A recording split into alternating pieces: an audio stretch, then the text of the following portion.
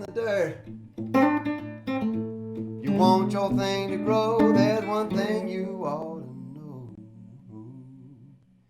Keep your roots. Hello and welcome to episode 40 of Let's Hear It. Today's guest is Seth Walker. He's got a 1952 Gibson ES-150.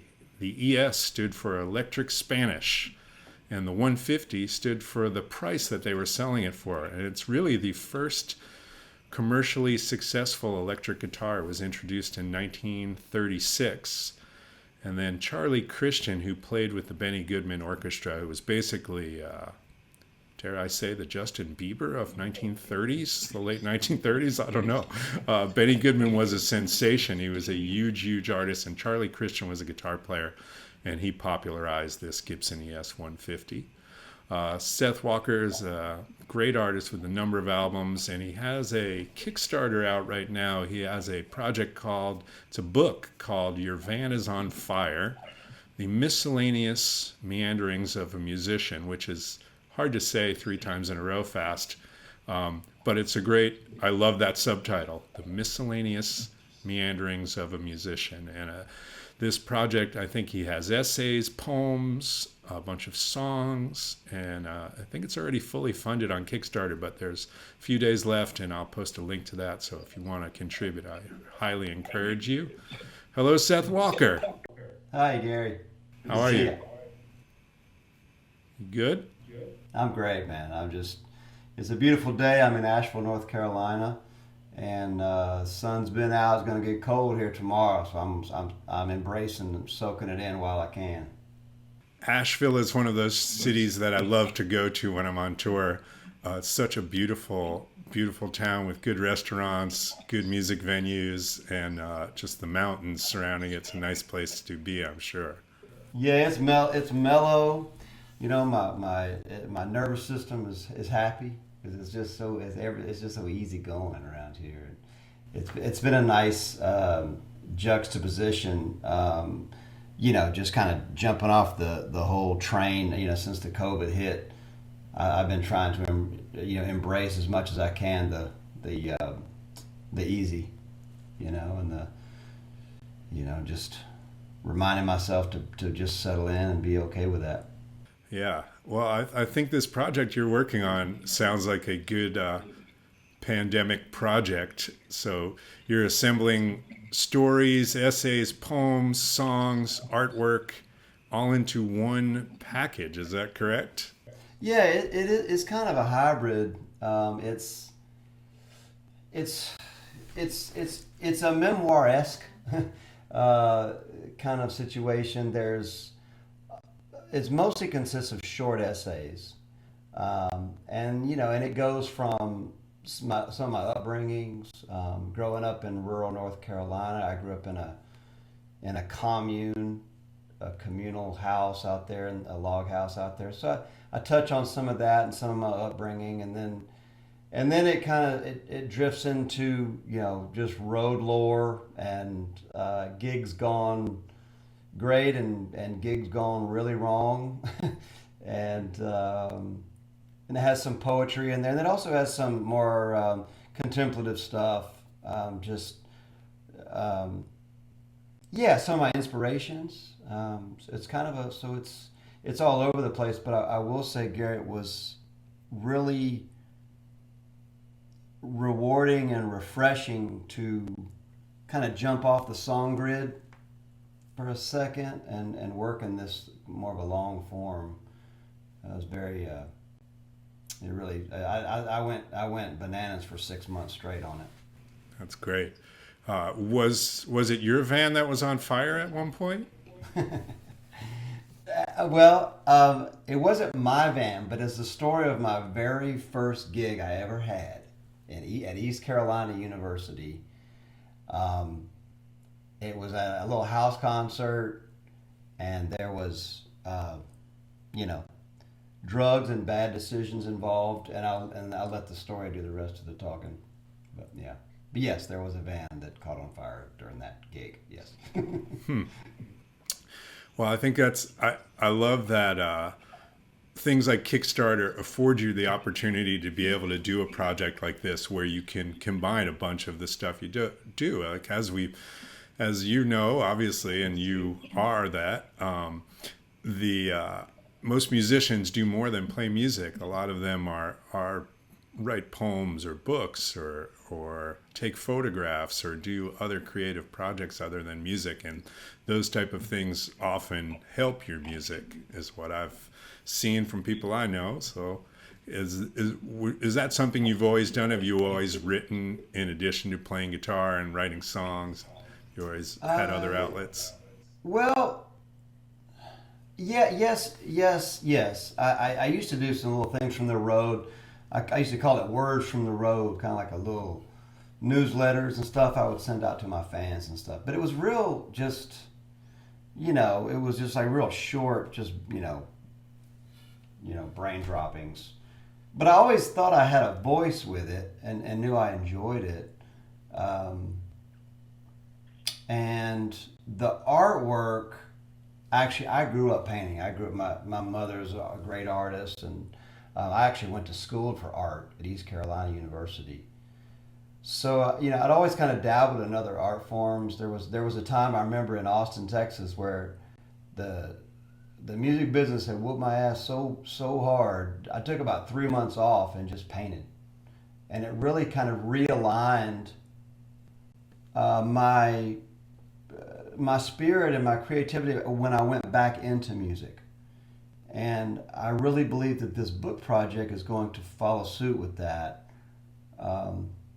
Because you do something long enough, that sometimes you kind of lose sight of why you started, And so as the book is now in a different stage now, we're getting ready to it's basically, it's out of my hands now. It's off into the ether, and since I've kind of released that, I'm really getting back into music again, and it's refreshing, after working on the book, to come back to music. That's great. And there's some songs that go along with this as well. Yeah, there's some tunes that I during the pandemic I did do some recording, and I did some writing, some songwriting as well. So I'm compiling right now, like maybe like 7 or 8 tunes, acoustic, more of a solo acoustic type bass thing, which I really haven't recorded that much of in my career. So I'm still working on the tunes as far as which tunes I want to use, but that'll be coming out the beginning of the year. But yeah. Nice. And I know you had a single, which I love, called Warm Love, out earlier this year. Was that, when did that get recorded? Was that during this pandemic time? Let's see, no, I think that was actually right before, I think I released that right at the end of 2019, if I remember right. That's a great Van Morrison tune I did a cover of. I did another single called We Got This, and that came out in April, right after the pandemic hit. So tell me about this lovely Gibson ES-150. I think you said you've had it about 25 years. Yeah, I have. I bought this baby in Austin, Texas. Let me move this mic so you can see it a little better. I bought this guitar in Austin at this little joint. God, what was the name of that place? Oh yeah, Workhorse Guitars was the name of it. This guy named Dale, he had it in there. And at the time, I had my first hollow body was a Silvertone. It was you know what I'm talking about, the big fat ones with the soft. I don't know what they call those, but it had a soft cutaway on it, and I was just so eaten up with T-Bone Walker, and you're talking about Charlie Christian and Gay Mouth Brown and Pee Wee Creighton and Johnny Moore and Oscar Moore and all those guys, Tiny Grimes, I don't know if I said him, but they all had these instruments, and I had to have it. So I bought it in about 1996, and it has been on every one of my albums since. It's great. And I see that it has 2 pickups in it. And Yeah. so obviously you put the second one in. Yeah, I put this one in right when I got it. I wanted to, although this pickup sound, this is the one though, man. Because this is the old girl and that's the shit. But this one sounds good too. And I use it a lot when I want to do the BB King stuff. That early BB King, it has that really nice sound.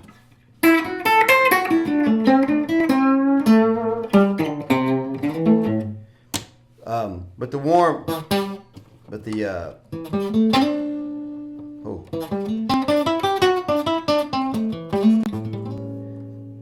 bridge, I don't know what's going on with that right now. Weird.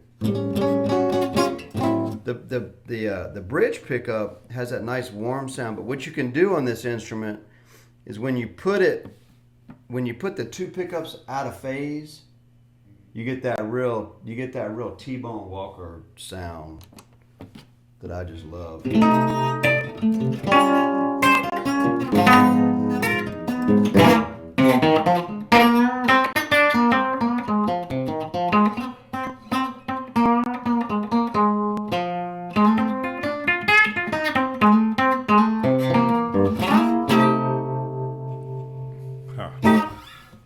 Wow, that is a good sound. That's it's like part jazz, part blues, 1950s sounding to me. Yeah, I'm always in the middle of something.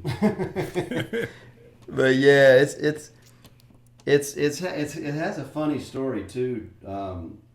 When I first got this guitar, it was I didn't have an acoustic. It was my only instrument I had, and I remember I was in Austin, Texas. I was living over in Hyde Park, and I was hanging out with some friends in my backyard. We were strumming, drinking some beers, and I walked my friend to her car, and I just came back to the house, and I just maybe I was overserved. I'm not sure, but I woke up the next morning to the sound of rain on my roof.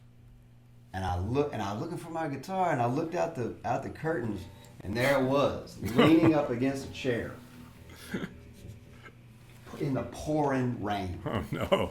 Like a fool. I mean, I raced out there, picked it up, and I dumped water out of it. Okay.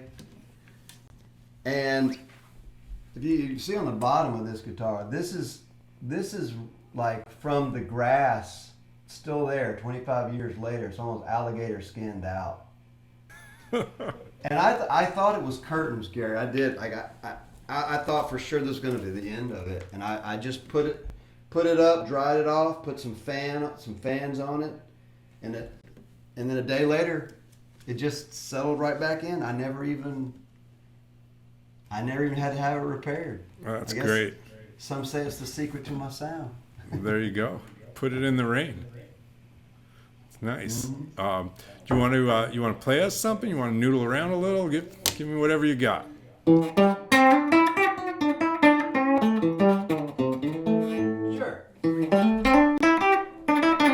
I'll do a little blues for you. This is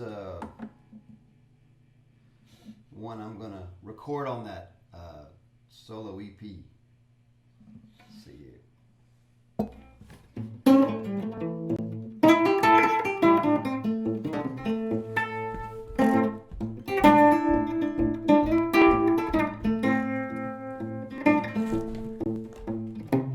I met an old man playing down on the street.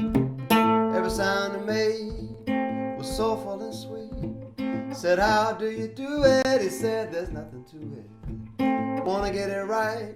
Just take my advice. Keep your roots in the dirt. Keep your roots in the dirt. If you want your thing to grow, there's one thing you ought to know. Keep your roots in the dirt.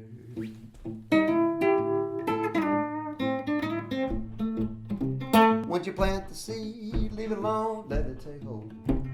Don't dig it up every day, let it make its own way. Let have the sun, let have the rain. There's really nothing more that needs to be explained.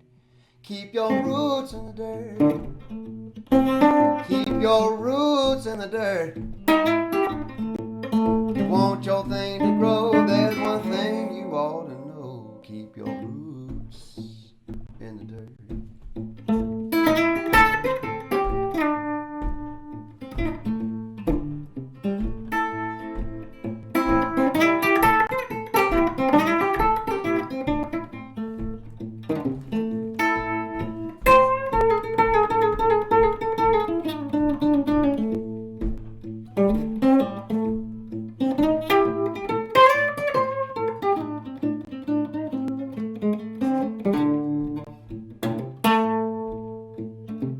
I've been singing and playing, traveling town to town. All kinds of songs, all kinds of sounds. But I still remember that man's advice. Keep it close to the ground if you really want to fly. Keep your roots in the dirt. Keep your roots in the dirt.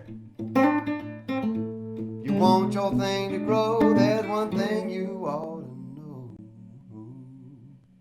Keep your roots in the dirt.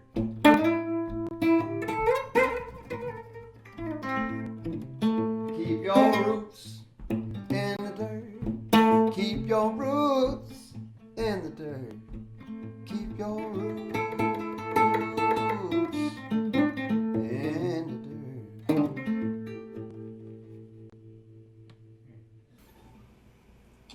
Nice. That sounds great. I saw a really interesting description about your music, which was that it is somewhere between Austin, New Orleans, and Nashville, and I thought that was a great description. Would you regard it that way? I mean, I definitely picked up a lot from all three of those places, for sure. I moved to Austin in 1995. I was 22 or 23 years old, and I really, that town probably had the most influence on me just because it was so, it's very formative years as a musician there. And, they just swing down there, and there's this language that they speak, the Texas blues thing is such a unique, indigenous only to that state. And and then Nashville, when I started hanging around Nashville, there's such attention to the lyric and everything, and I really learned how to I guess pay attention maybe to what I'm doing, and try to sharpen it. And then New Orleans kind of almost helped me unlearn some things where I was maybe getting a little too squeaky or too, I was trying to steer it a little bit too much. And New Orleans is, definitely put my roots back in the dirt. That's for sure. That's great. All right, how you find so being in Asheville, North Carolina, it's one of the centers of old time music and Appalachian music and fiddle and banjo and some bluegrass. Do you find that appealing at all, or is that interesting to you? Those influences? I love that music, but I'll leave that to the professionals for that. It's a good way of describing it. Yeah, but my dad and my mom and my sister, they're all great musicians and fiddle players. They actually are featured on some of my albums. My dad's a wonderful arranger, but he's into doing a lot of old timey and Irish and that kind of jigs and reels. So I play a little bit. I back those guys up a little bit with that, but it's definitely a little bit out of my jurisdiction. Well, great. Well, thanks, man. That guitar sounded great. You sounded great singing. I'm looking forward to your van is on fire. I think most musicians probably know somebody whose van has been on fire at some point. I do. I know it seems to be a common theme for gluttons like us. Yeah. Yeah. I feel like there's a whole maybe that's your next project, is a photo book of people's first tour vehicles, because I've seen some awesome ones. I'm sure you have as well. That's a pretty good idea. I was actually thinking about maybe I'll follow your lead and do like a podcast where I interview, buddies of mine, band leaders, and we can talk about, when their van caught on fire. And I always like to hear about the gigs gone wrong more than the gigs gone right. Yeah. Well, the gigs gone wrong stories are usually very entertaining. Oh, yeah. Nobody wants to hear about anything going right. All right, Seth. Well, enjoy your day. I'm looking forward to the book. Like I said, I think there's 10 or 12 days left in your Kickstarter, so I'll post a link about that. So anybody who wants to contribute, feel free. It's already funded, but as I know very well with Kickstarter projects, you always need more money to get it to the finish line. So feel free to donate. Anything helps, and it's basically a glorified pre-order. It's just we got 12 more days if you want to grab one before, and it'll get to you before Christmas. So yeah, but thank you, Gary. Great, man. Thanks again. All right, cheers, man. Thanks to Seth Walker for joining us today. He really sounds great on that guitar and singing. Love to hear that. And that's a cool ES-150 with an extra pickup added to it. You don't see that very often. Check back in the next few days for another episode of Let's Hear It. And sign up for our YouTube channel if you can. And we'll see you soon.